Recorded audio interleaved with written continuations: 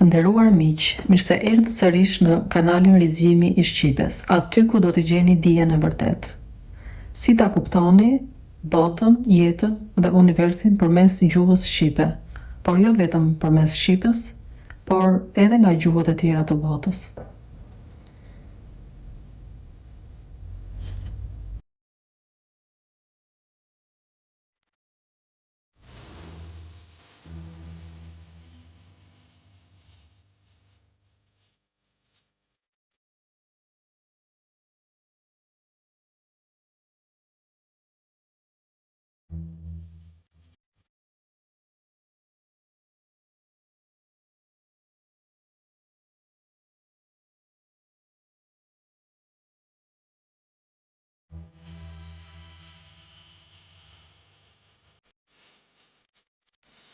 Pra, Zoti është edhe skaji edhe qendra, dhe nga aforizmat, skaji ose e vërteta vërtitet dhe qendra qëndron.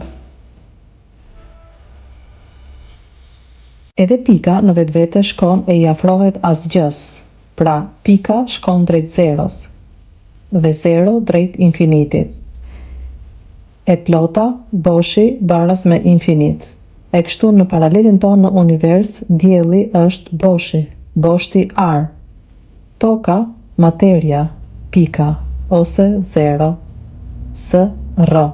Aty ku rron zëri. Materia është frymë e rënë në materia.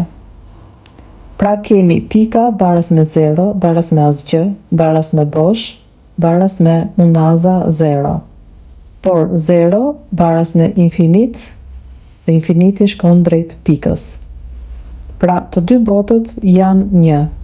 Ndarja duale nuk ekziston, është diçka e rreme, por neve na paraqitet kështu, ose truri ynë që është lexuesi i hologramit, pra vrimës gram, ose thënë ndryshe mund të themi i gjithë grami, ku holo ose hall është e tëra nga anglishtja, e sheh botën, por edhe grimcat si të ndara, por në fakt ato janë një. Prandaj fizika kuantike sot po pohon që materia apo antimateria janë një, por ne perceptojmë vetëm një prej tyre. Pra materien, antimaterien nuk e shohim. Pra dualiteti nuk ekziston, është i rrem, por ne e perceptojmë të tillë sepse përndryshe nuk lexohet bota. Përse ishte kjo e nevojshme vallë? Kjo do të dalë vetvetiu pasi ta kemi shpjeguar mënyrën se si funksionon universi. Universi është dual dhe kjo dihet për shkak se çdo gjë funksionon në kopje, pra në çift. Prandaj kemi ditë, natë, pozitive, negative, e mira, e keqja, mashkull, femër e të tjera. Por dualitetin mund ta shihni të premtuar edhe në natyrë dhe shembulli më perfekt është pema. Trungu rritet dhe lëshon deg, e kjo deg ndahet në dy vazhdimisht deri në përfundimin me fije më të holla në maj. Pema është edhe element biblik dhe së bashku me farën, rrënjë dhe frutin, të cilat po ashtu përmenden në Bibël, janë edhe një farë sekreti që do ta zbulojmë në vazhdim, prandaj pema është simboli më i qartë i shprehjes së dualitetit fizik në natyrë. Fraktaliteti, ashtu si edhe hologrami, tregojnë se çdo pjesë e natyrë imiton një pjesë më të madhe, pra sa vim e zvogëlohemi në universin gjigant, në mënyrë të ngjashme me zanafillën. Pra ne imitojmë copën e parë gjigande dhe kopje pas kopje e kemi arritur në ngjeshjen që quhet materie koncentruar në një pikë. Ajo pika pra që ndërton dijen, toka. Prandaj fjala Bibël është e barabartë me dubël, ku bi është e barabartë me 2 është e barabartë me du. Pra ne jemi kopja e pjesës gjigande në univers. Në këtë frymë kuptojmë se Bibla nuk flet për historinë njerëzore në rrafshin fizik, por për ndërtimin dhe rënien e njeriut nga fryma e parë deri në materie.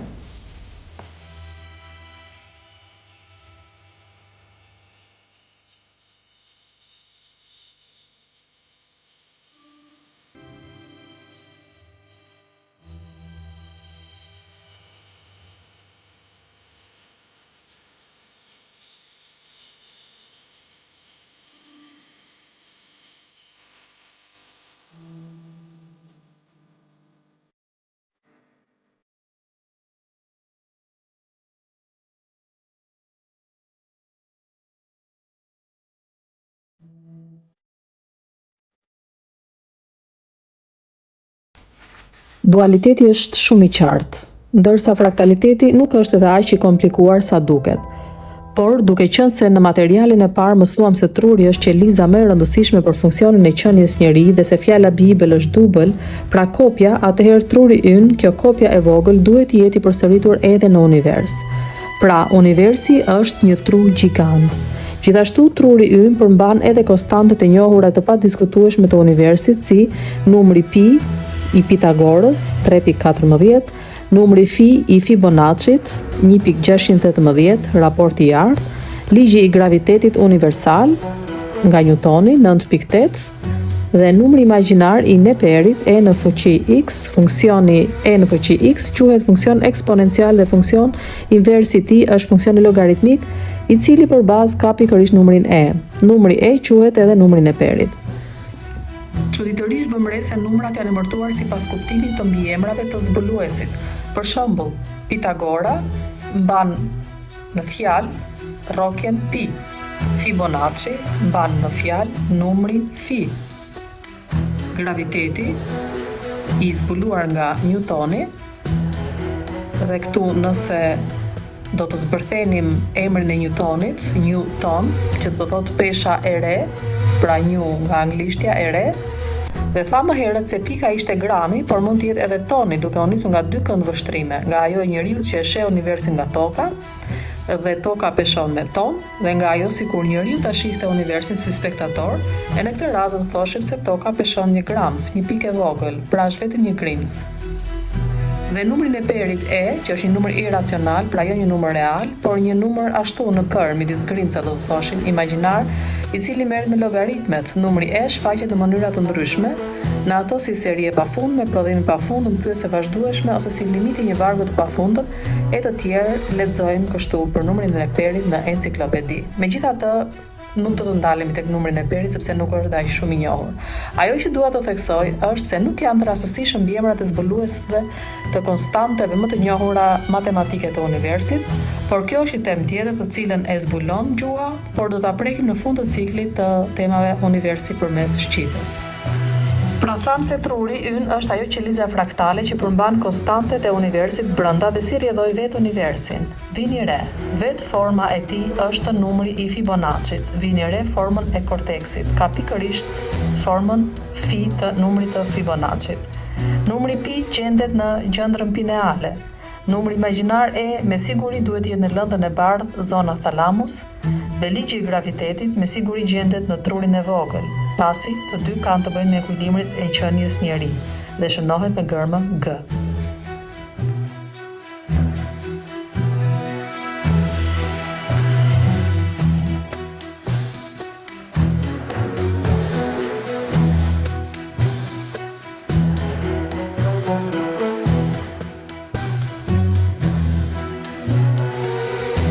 Në pjesën e parë u njoh me domethënien e simboleve kombëtare të cilat referojnë tek truri, po ua sjell edhe një herë në vëmendje shkurtimisht.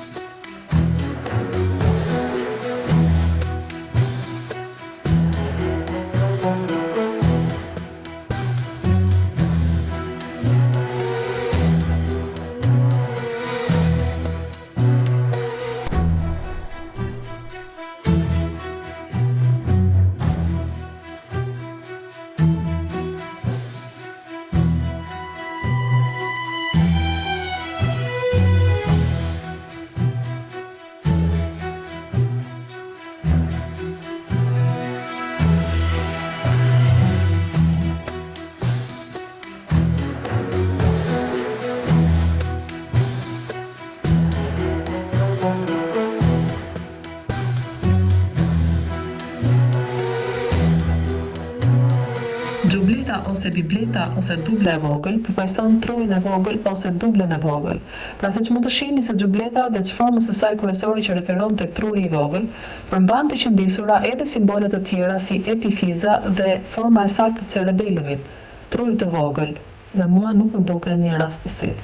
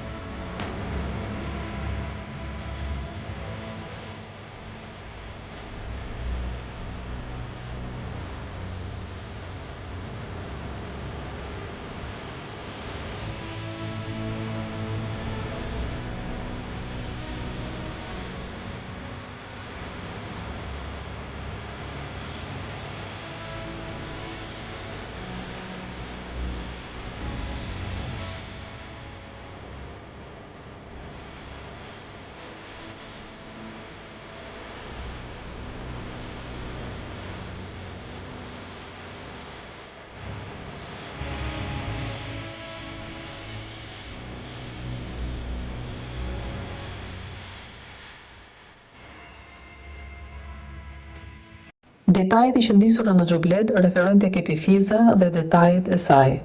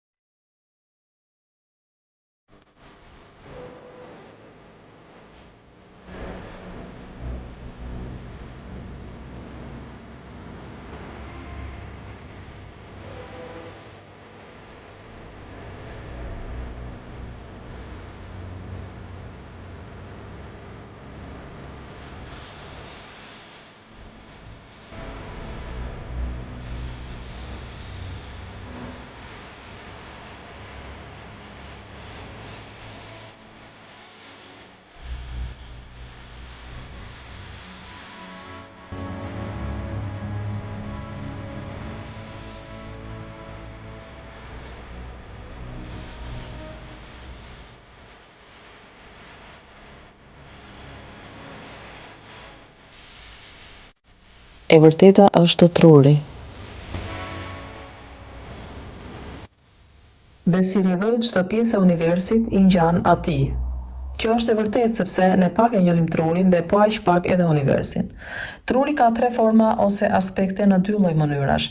Format fizike të cilat përfaqësohen nga korteksi ose truri i madh, diencefaloni ose truri i mesëm dhe cerebelumi ose truri i vogël. Aspekti energjetik ose shpirtëror si ana e majt elektrike, aspekti mashkullor, ana e djathtë magnetike, aspekti femëror dhe qendra ku qëndron mendimi ose ndërgjegja ose konscienca. Dhe ja, kjo pjesë e shprehur në qëndisjet e kostumit popullor etnik tosk.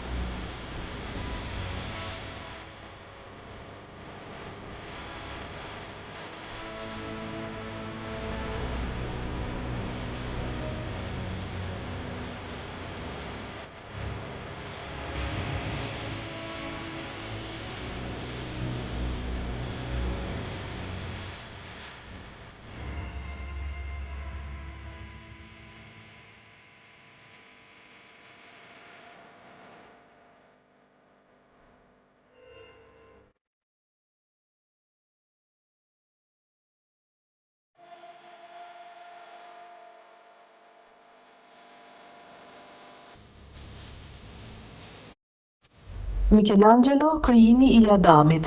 Vini re imazhin e trurit me ngjyrë të kuqe, rroba mbështjellëse me ngjyrë të kuqe tek babai që tregon pjelljen e njerëzimit.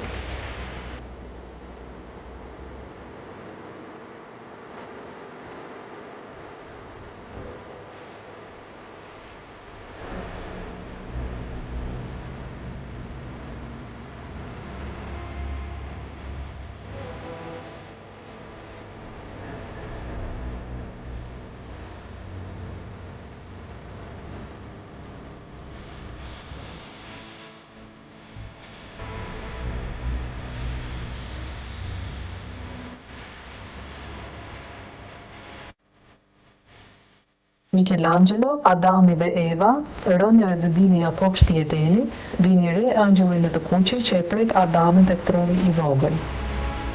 Siç e shihni, çdo rafigurim lidhet me trurin si ena pjellëse e njerëzimit. Dhe këto nuk janë një rastësi.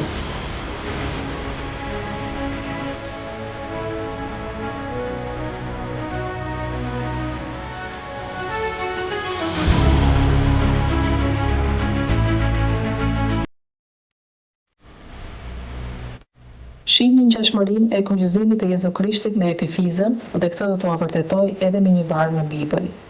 Zbulesa 14:14. Pastaj pash një re të bardhë dhe jam mbi re, po rrinte i ulur një i ngjashëm me një birë njeriu, i cili kishte mbi krye një kurorë të artë dhe në dorë një drapër të mprehtë. Dhe kurora e artë është dielli, dhe prandaj Jezu Krishti rafigurohet gjithmonë me diellin sipër kokës, sepse përfaqëson dritën në botë. Përsëri në Bibël thuhet se ai thotë: "Unë jam porta, drita e vërteta dhe jeta." Dhe në fakt dielli është porta, është drita, është e vërteta dhe është edhe jetë. Dhe jo më kopt, njihet kulti i adhurimit të diellit, edhe pse ai nuk është Zoti, por një pjesë e tij. Pra biri, dielli, djali, the sun. Pra drita në botë është biri. Dhe Jezui është po ashtu biri, prandaj dielli si djalë është biri i Zotit, por kush është Zoti?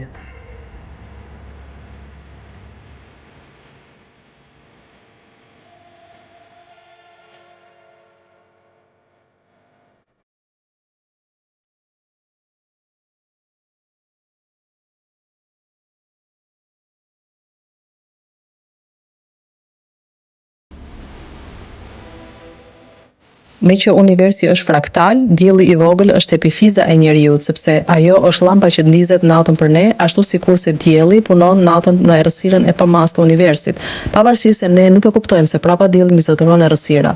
Pra dielli është ai që na shpëton nga errësira e pafund, epi do të thotë sipër dhe dielli na rri sipër në fakt, prandaj dielli baras me epifiza. Vëreni mozaikun 4 shenjtorët, Bazilika e Romës, dhe vini re tek barku i Jezu Krishtit, do të vëreni ngjashmërinë me rombin që duket edhe tek epifiza, këmbët që zbresin poshtë. Vëreni se Jezui në mozaik i ka këmbët në formën e zemrës, formë e cila korrespondon trurit të vogël, që quhet ndryshe edhe Omega. Prandaj Jezui tha: "Unë jam fillimi dhe fundi, jam Alfa dhe Omega", sepse fia dhe epifiza është Alfa dhe cerebellumi në formën e Omegës është Omega, ose kjo gjëja e madhe, Omega, që më vonë do të na rezultojë toka.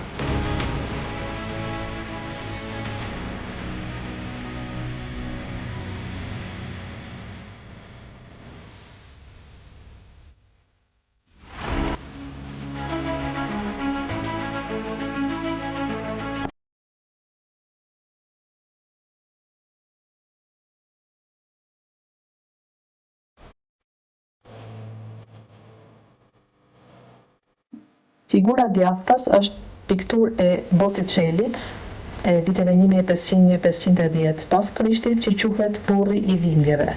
Vini re se si burri i dhimbjeve, që në fakt është rafigurim i Jezu Krishtit, don duart në formën e shqiponjës me dy koka. Pikërisht sepse Jezui dhe shqiponja me dy koka janë pozicioni i epifizës në trurin e mesëm.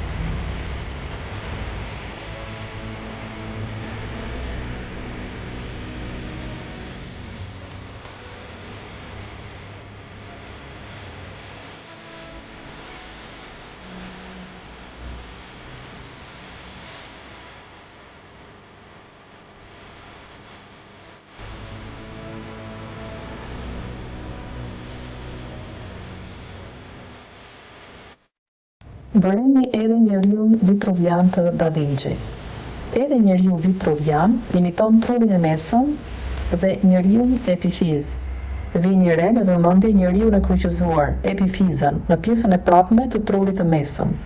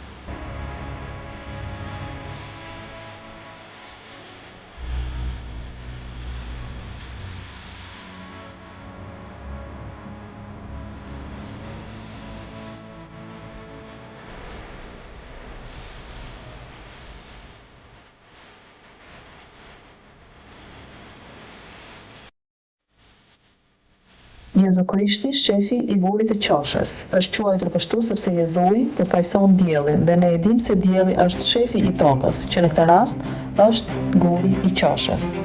Guri ose materia, lënda e gurt, ku do të zhvillohej dia, jeta jon në rrafshin fizik. Pra guri I themelit që u sakrifikua për të ndërtuar bota. Dhe vetë toka është përfaqësuese e trurit të vogël, truri që udhëheq ekuilibrin për zhvillimin e jetës.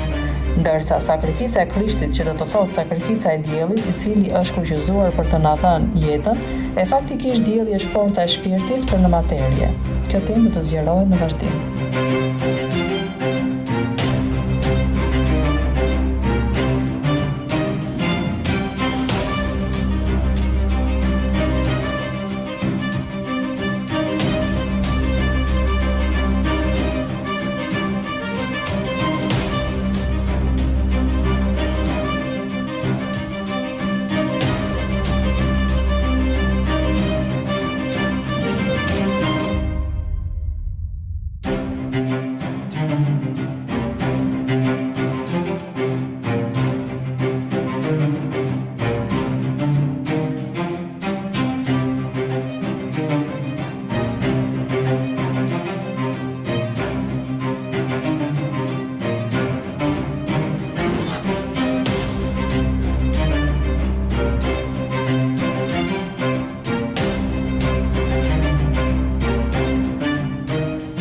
Duhet të kuptoni se dielli I ka qëndruar tokës si unaz rreth rrotull, derisa duket se pothuaj në gjithë perimetrin tropik ekziston një brez ose unaz shkretëtire, pra një tokë e djegur rreth rrotull. Kjo na jepet edhe në mitin e Prometeut dhe rafigurimi I unazës shkëmbit të njeriut. Pra, në këtë moment ka ardhur njeriu me arsye, sepse Prometeu, që është miti I parë, koshienca, kjo e fundit ka zbritur në materie dhe vetë fjala mit, që është e barabartë me time, anagram, pra baras me koha, pra ka zbritur koha. Prandaj edhe në mitologjinë shqiptare do të gjeni fjalët orët, kohët, koha e perceptuar në materie. Pra miq, duhet të kuptoni se koha është ajo që I është dashur koshencës më. Koha është ajo që është diçka që është përtej shpirtit, pra që shpirti nuk ka ditur ta përjetoj, ta jetoj, domethënë. Koha është miti, në fakt. Miti është koha. Këto tema do t'i zgjerojmë edhe në vazhdim, po këtu hë për hë do të merrni informacionin kryesor.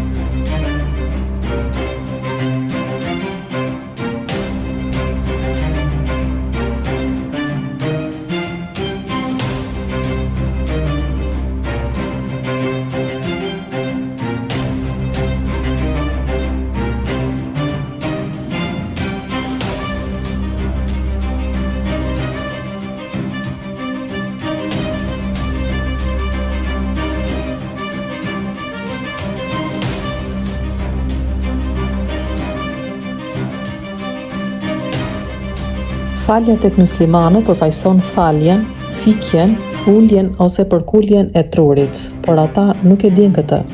Fjala fal do të thotë edhe fikem, edhe falem, lutem.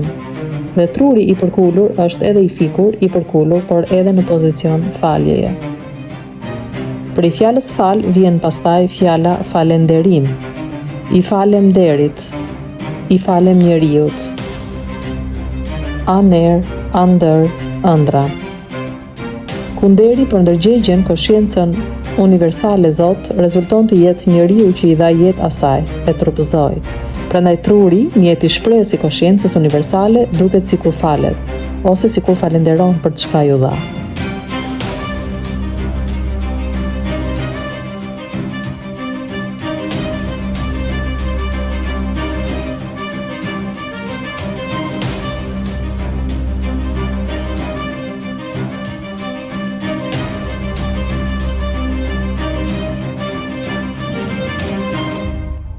Gjithashtu, rrotullimi i muslimanëve në Mekë përfaqëson rrugën e qumshtit, kur dikur i vinte rrotull tokës, pra materjes, pra gurit të zi, shkëmbit. Që kur toka ra, unda, pra kjo molla e kafshuar, filloi mëkati, më ka nda, vazhdon ndarja, percoptimi apo matja e materjes. Ata e godasin gurin e zi, sepse nga kujtesa kozmike që kemi, guri, pra materja, është e keqja, satani apo sy tani, i tan syni. Molla e kafshuar, mëkati, më kanda, ndarja që vazhdon pa mbarim. Këto gjëra nuk janë të rastësishme, koscienca universale ka folur me kode. Arsyeja, historia e njeriut në tokë është shumë e trisht, për shkak të vetmisë së qenies primordiale, asaj u desh të ndahej, për të përjetuar kopjen e vet, të ngjashmen e vet. Pra e ndan vetveten, molla e kafshuar, që të rilind dhe të përjetoj. Krijon një ëndër, një film, e vë në sken dhe voilà. Bota që jetojmë ka marrë çmimin Oscar. Aktori kryesor, koscienca, arsyeja, syri ar, syri dritë, syri i tretë, epifiza, gjëndra pineale.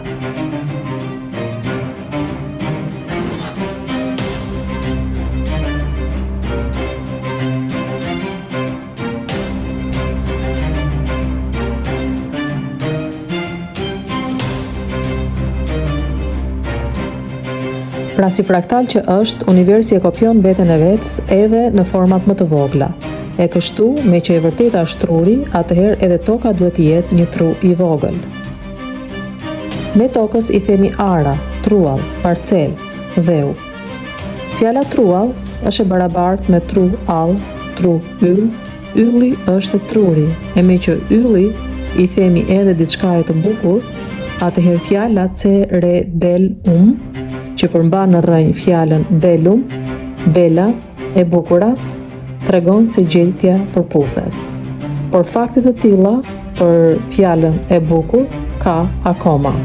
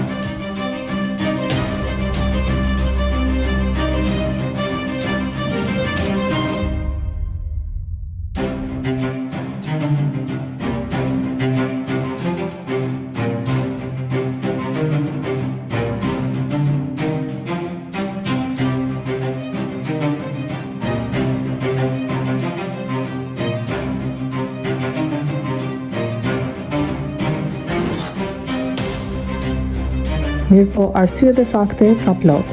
Ne tokës i themi ara, truall, parcel, dheu.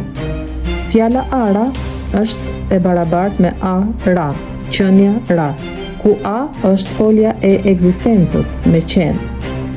Parcel është e barabartë me par qiell. qeliza e parë, qielli i parë. Dheu është e barabartë me dhia. Dheu është i barabartë me dia, simbol për Zotin e zi, që është toka.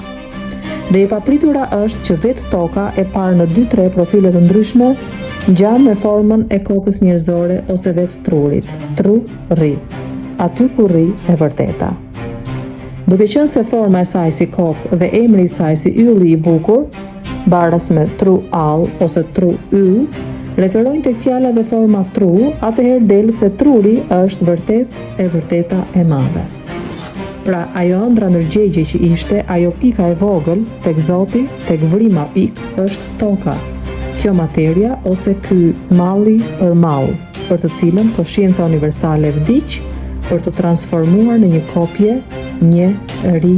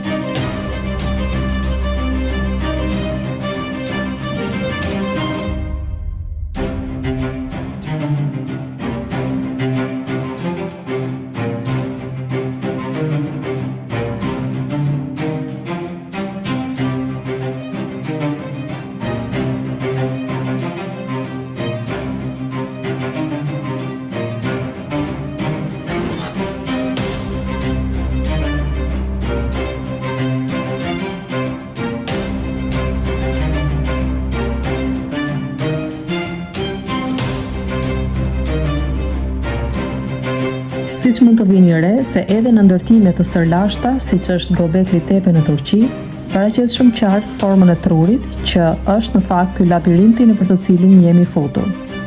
Pra ekziston një lloj rafigurimi në vende të ndryshme të botës, të pavarur nga njëri tjetri, i trurit, i shprehur në forma të ndryshme.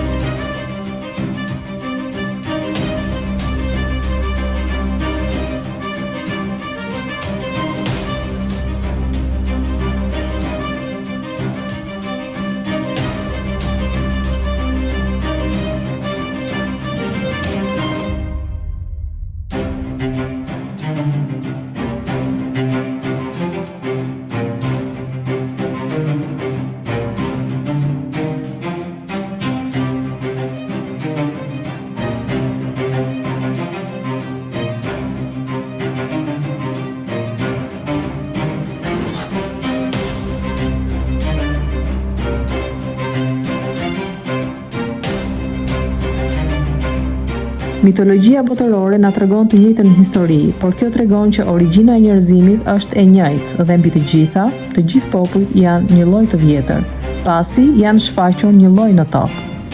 Të gjithë kolosët mitologjik si Ymiri nordik, Remi dhe Romuli latin, Zeusi, Muji apo Iriu i Rozafatit i lirës shqiptar, pinë qumësh nga kafshët e shenjta, ulkonja, lopa apo dhia.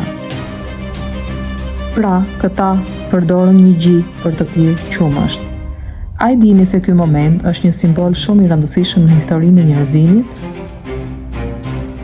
Pirja e qumshtit simbolizon rrugën e qumshtit në galaktikën tonë. Të gjithë kolosët që pinë qumshtin e shenjtë që i rriti simbolizojnë diellin, që vazhdon të pijë qumshtin në galaktikës rruga e qumshtit, shtëpia jonë. Dielli është porta që i dërgon grimcat e qumshtit drejt tokës, nga lart poshtë.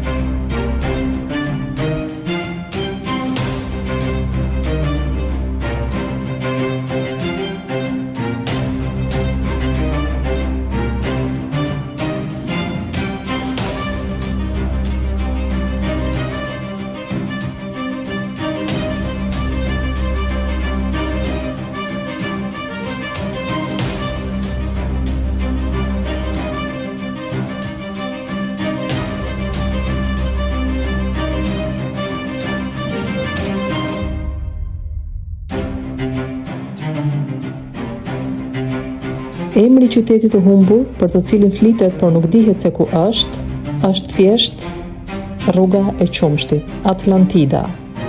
Anagram kjo fjalë na jep atë ditë nalta, është dita lartë e sipërme.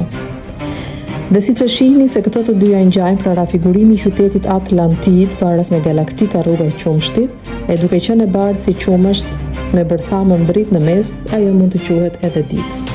Shtëpia jon, pra sistemi ynë diellor, gjendet në njërin rreze të rrugës së qumshtit, dhe me që fjala rreze është E0, numri 0, tregon paraqitjen e Zotit, vrimën pik në galaktikën tonë.